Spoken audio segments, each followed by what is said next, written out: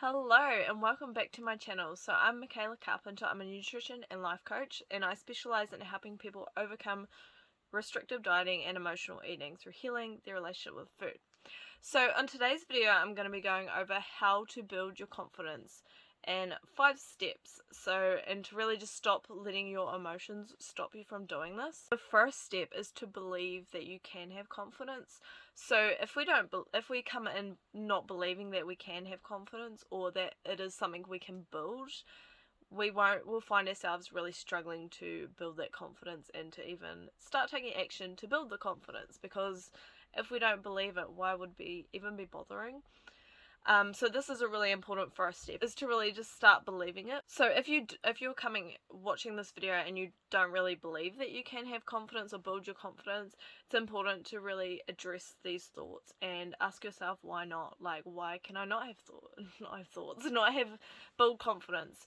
So we can shift our beliefs through our everyday thoughts. So really questioning this and creating some new thoughts that will be helpful in being able to build that confidence is pretty much where you need to start to believe that you can build that confidence.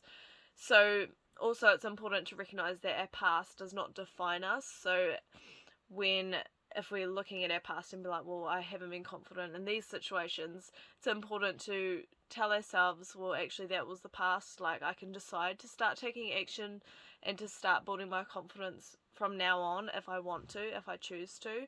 And it's important to recognize that this is a choice, and we can decide to start shifting the way we're thinking and the actions we're starting to take.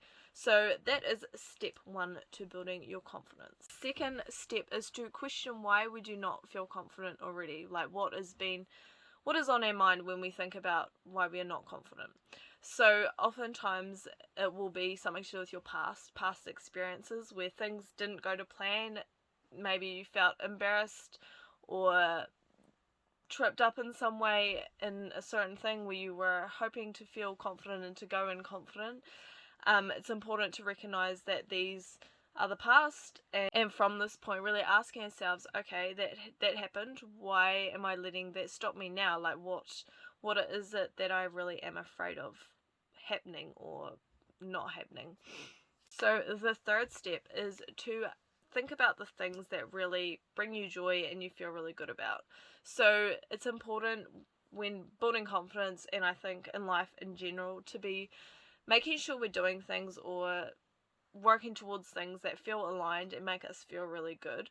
So obviously discomfort comes with growth. That is a part of how we grow, is feeling discomfort, but it's important that it's aligning to where we're wanting to be. So expecting the normal discomfort, but also making sure we are finding joy in the things we are growing, like doing, and the things we are doing and the things we are moving towards.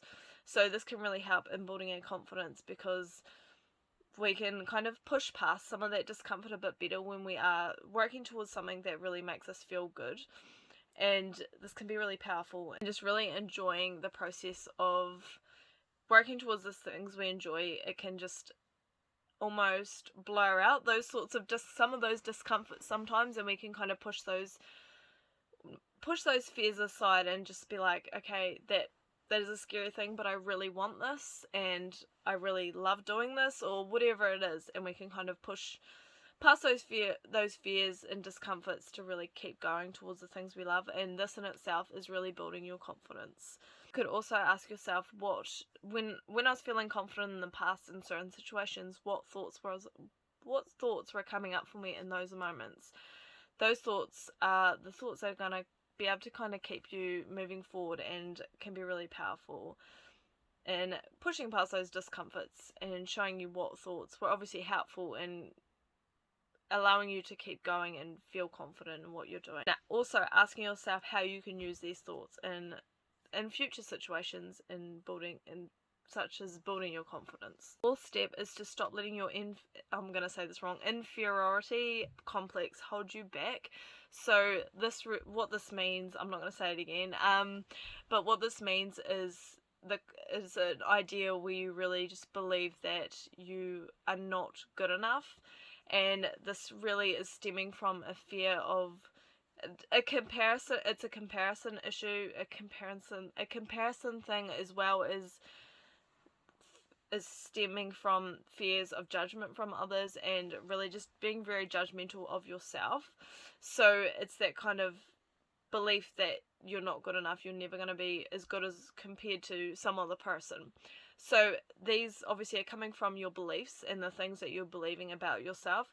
So it's important to really address these beliefs, and really, when we're kind of asking why we, in the previous step, why we don't feel confident in certain situations, these things probably would have came up to a certain extent. So I'd get curious about what your exact fears are around whether it's judgment, or if you don't feel like you are good enough to have as much confidence as some other person, or you're telling yourself you will never be as confident as you want to be, or whatever it is. Like, it's important to really address these, questioning them, and starting to shift the beliefs that we are holding and the thoughts that we are holding about ourselves. It's important to start telling ourselves that we are good enough, or we are willing to believe that we are good enough, or we can have that confidence and build that confidence.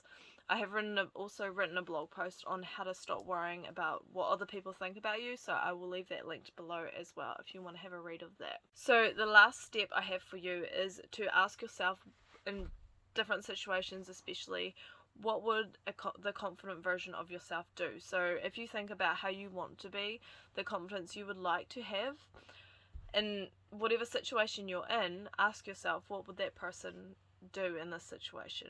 How would they act? What thoughts would they be having to be able to take that sort of action step? Sorry, I say that because I say that to my clients, action step. But anyway, what sort of action would they be taking in the certain situation? What thoughts would have led to that action being able to be taken, and what kind of beliefs are they holding about themselves? Really asking yourself these things, and from there, just starting to think those things, starting to question those other beliefs and be like, well, I want to believe this because I know this is where I want to be, and starting to become more aware of those thoughts and beliefs in the first place, and being able to start having those thoughts, or telling yourself those thoughts that you know will bring you that confidence, because you are thinking about what that confident version of you would have or would be thinking. So I know this may sound a bit odd, but it is a really powerful exercise, and really just getting you to start building that confidence. So it's easy to really keep waiting and work on small things and really just expect these big changes, when we could be just starting to take the actions that we know that we need to be taking, and start implementing or thinking the thoughts that we know we should be thinking, to if we want to get where we want to get, and we want to start building that confidence. So that is the final step I have for you. If you enjoyed, make sure you give this video a like, and subscribe if you enjoyed as well. I post videos every week, and yeah, I will see you next week.